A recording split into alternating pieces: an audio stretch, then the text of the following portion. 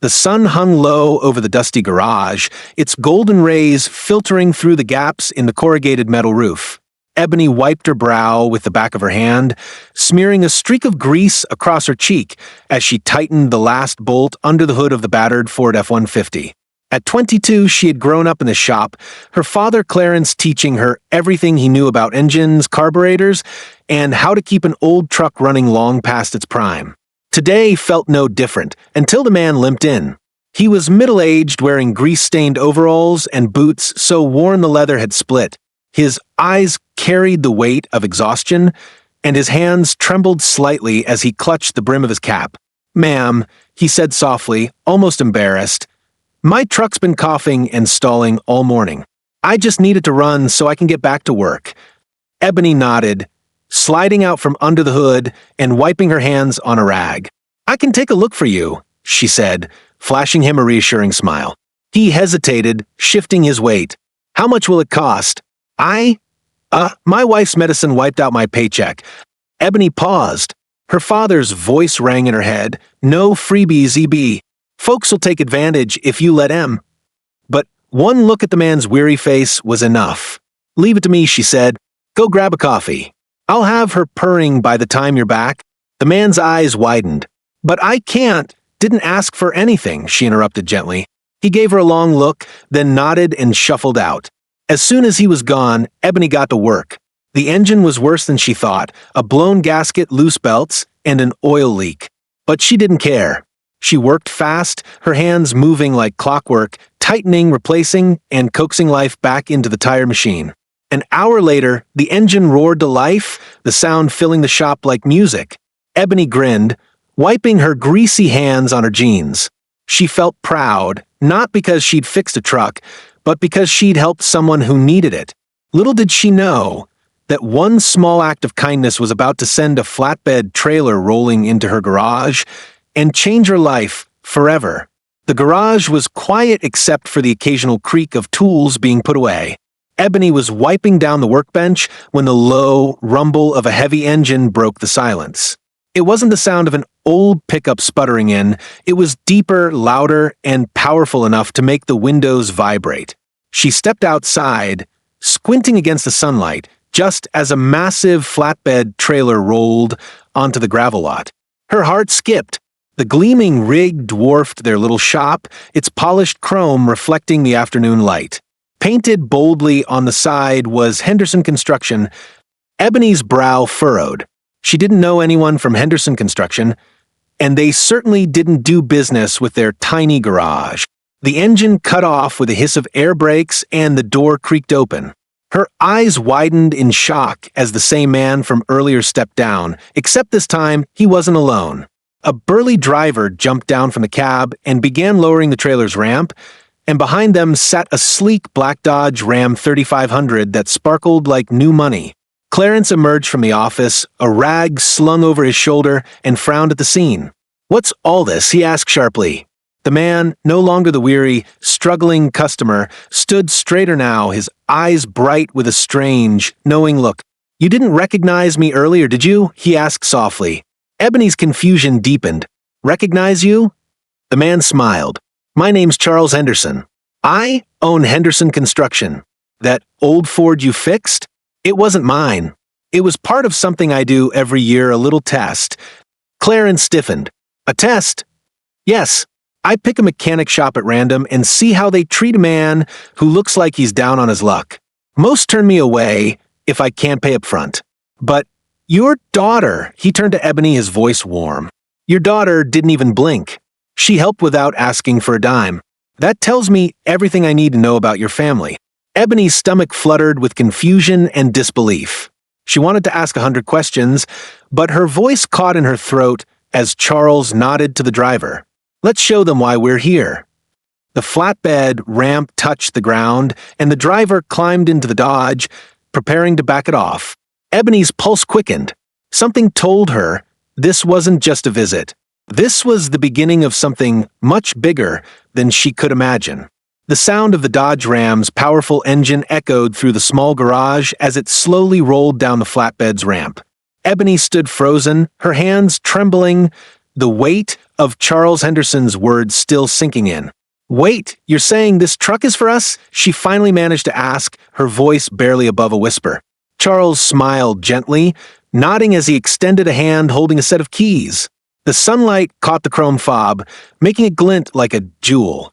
"It's not just a truck," he said softly. "It's a gift for your kindness, your honesty, and the heart you showed my team today." Clarence's face, so often stern and guarded, was a mixture of shock and disbelief. "Sir, we can't accept this. We were just doing what anyone should do," he muttered, rubbing the back of his neck. But Charles shook his head firmly. "No, most people don't. You didn't just fix my truck, you restored my faith in people. My wife and I built Henderson Construction from nothing, and we believe in rewarding those who go out of their way for others. This truck is my way of saying thank you." Ebony took a hesitant step forward, staring at the gleaming black Dodge Ram 3500. It was everything their garage didn't have: modern, powerful, reliable. Their old work truck had been coughing and wheezing for months, barely holding together with duct tape and prayers. She felt her throat tighten as tears welled up in her eyes. "I don't even know what to say," she whispered. "Say, you'll take it," Charles replied with a grin. "Because I'm not stopping here." He gestured to his driver, who handed over a thick envelope. Clarence opened it cautiously, and his eyes widened as he flipped through the paperwork. This is a service contract for your entire fleet," he gasped. 50 trucks. 50 trucks, Charles confirmed. "I want your shop to be our official mechanic. Starting today." Clarence stumbled back, gripping the workbench for support. Ebony covered her mouth with both hands, her heart hammering so loudly it drowned out every sound in the garage.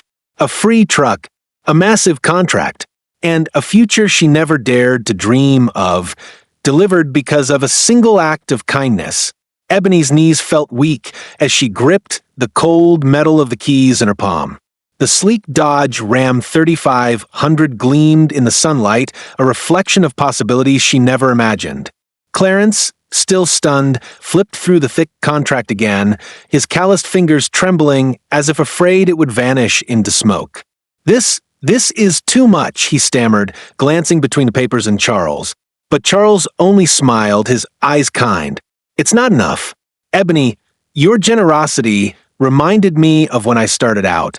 I had nothing but a toolbox, a secondhand truck, and one man who gave me a chance. You didn't know who I was, yet you helped anyway. That's rare." Ebony felt tears sting her eyes as Charles stepped closer, his voice dropping into a softer tone. "Which is why I'm offering one more thing. I want to sponsor you, fully fund your certification as a master mechanic. And if you're willing, I'll invest in helping you expand this place. Imagine Ebony's Auto and Repair as the flagship shop servicing all my company's trucks across the county." The words hit her like a thunderclap. For years, she dreamed of building something bigger, of proving she could be more than just Clarence's girl in the garage. But money had always been tight, and life rarely left room for dreams. Now this man, this stranger she had helped without a second thought, was holding open a door she never thought she'd see. Clarence's voice cracked as he reached for her hand. "EB, baby girl, you deserve this. You've got a heart as strong as any engine in this shop. Take it." Her tears finally spilled as she whispered, "Yes, I'll do it." Charles's grin widened. "Then it's settled. You start next month. Until then, enjoy your new truck and get ready to change your life." The weeks that followed were a blur of blessings. Word spread quickly about the flatbed truck, the contract, and Ebony's selfless act that started it all. Customers poured in, eager to support the little garage that had earned a wealthy man's respect. The old work truck, now retired, sat in the corner like a museum piece, a silent reminder of how far they'd come. Ebony threw herself into her certification program, her hands and mind absorbing every advanced technique. Clarence watched her with pride glowing in his weary eyes, his chest swelling every time someone asked, "Is that your daughter running the shop?" On the day of her certification, Charles returned, standing proudly beside her as she cut the ribbon on their newly renovated garage. The sign above the bay doors read Ebony's Auto and Repair, its bold letters gleaming in fresh paint. Clarence dabbed at his eyes with a rag, trying to hide the emotion in his voice. "You've done it, baby girl. You're running your own show now." Ebony smiled through her tears, gripping his hand. "I couldn't have done it without you, Daddy. Or without the kindness that found its way back to us." As the crowd cheered and camera shutters clicked, Charles leaned over and whispered, "One small act of kindness is all it takes to change the road ahead. You reminded me of that." And as Ebony looked at the line of trucks waiting for service, the new tools gleaming under the shop lights, and the community rallying around her, she realized he was right. A free repair had turned into a future brighter than she had ever dared to dream.